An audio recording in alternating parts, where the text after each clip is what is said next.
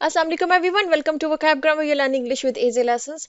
अच्छा, आज के लेसन में कुछ नया नहीं हम पढ़ने वाले। आज के लेसन में एक छोटी सी मिसकंसेप्शन है जिसको कि मैं यहाँ पे क्लैरिफाई करना चाहूँगी।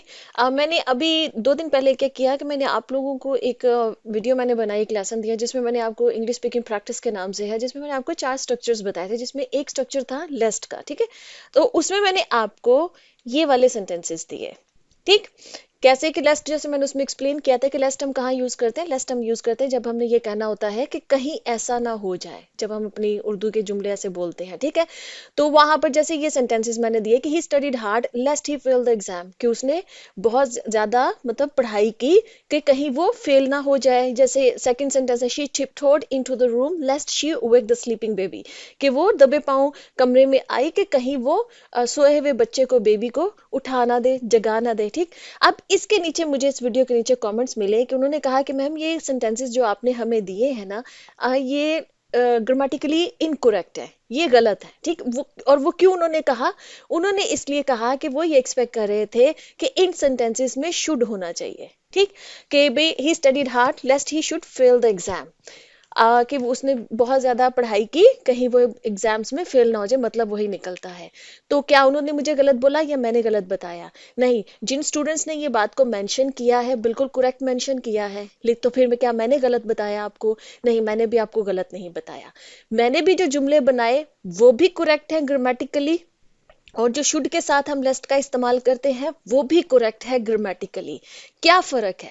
फर्क ये है कि जो लेस्ट को हम शुड के साथ इस्तेमाल करते हैं तो वो एक फॉर्मल स्ट्रक्चर बनता है, जो कि आपको लिटरेचर में मिलेगा, जो आपको लिटरेरी जो भी कॉन्टेक्स्ट है, उनके जो ट्रेडिशनल जो भी कॉन्टेक्स्ट है वहां पर आपको मिलेगा। अगर आप शुड के बगैर लेस्ट का इस्तेमाल करते हैं तो वो लेस फॉर्मल हो जाता है, मतलब वो इनफॉर्मल हो जाता है, वो स्पोकन इंग्लिश में इस्तेमाल होता है। ठीक, हम स्कूल कॉलेजेस में लेस्ट को शुड के साथ ही पढ़ते आए हैं, और हम जो जितने भी पाकिस्तान इंडिया के जितने भी इस वक्त इंग्लिश ट्रेनर जो यूट्यूब पे वीडियोस बना रहे हैं वो सब भी लेस्ट को शुड के साथ ही पढ़ाते हैं, और करेक्ट पढ़ाते हैं, बिल्कुल ठीक पढ़ा रहे हैं वो। क्योंकि हम जो भी स्कूल कॉलेजेस में इंग्लिश पढ़ते हैं, जो हमारी किताबों में इंग्लिश हमें पढ़ने के लिए मिलती है वो फॉर्मल इंग्लिश होती है। वहां पर लेस्ट को आप शुड के साथ ही बनाते हैं।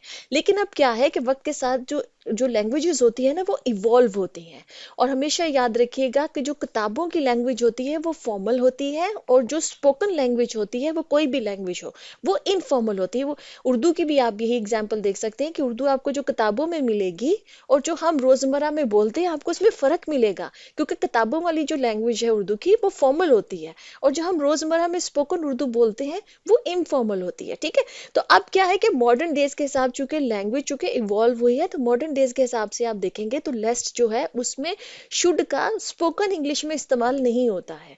जो नेटिव स्पीकर्स हैं वो क्या करते हैं, वो शुड को ओमिट कर देते हैं, वो नहीं बोलते हैं शुड को। ठीक, तो अगर आप लेस्ट को शुड के साथ इस्तेमाल, बस इतना सा फर्क है कि शुड के साथ इस्तेमाल करेंगे तो वो एक फॉर्मल स्ट्रक्चर बनेगा, वो एक फॉर्मल सेंटेंस बनेगा, और अगर आप शुड के बगैर इस्तेमाल करेंगे तो वो इनफॉर्मल हो जाएगा। और आजकल मॉडर्न डे जो लैंग्वेज जो है इंग्लिश है उसमें लेस्ट शुड के बगैर अब ज्यादा इस्तेमाल हो रहा है। ठीक है, आपको स्पोकन इंग्लिश में ज्यादा ऐसे मिलेगा। अगर आप किसी नेटिव स्पीकर को अगर इसको लेस्ट को इस्तेमाल करते सुनेंगे तो आप सुनिएगा कि वो इसको इस शुड के बगैर इस्तेमाल करेंगे।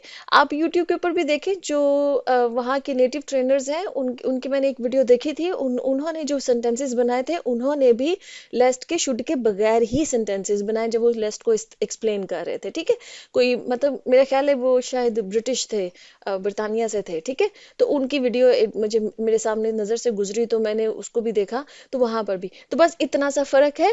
दोनों सेंटेंसेस शुड के साथ और शुड के बगैर दोनों ग्रामेटिकली करेक्ट है। शुड के साथ वो फॉर्मल है, शुड के बगैर वो इनफॉर्मल है, और आजकल आपको मालूम है कि ज्यादातर लोग जो इंग्लिश बोलते हैं इनफॉर्मल बोली जाती है। ठीक, तो बस इतना सा था, मैंने सोचा कि मुझे क्लैरिफाई कर देना चाहिए। ओके जी, अल्लाह हाफिज।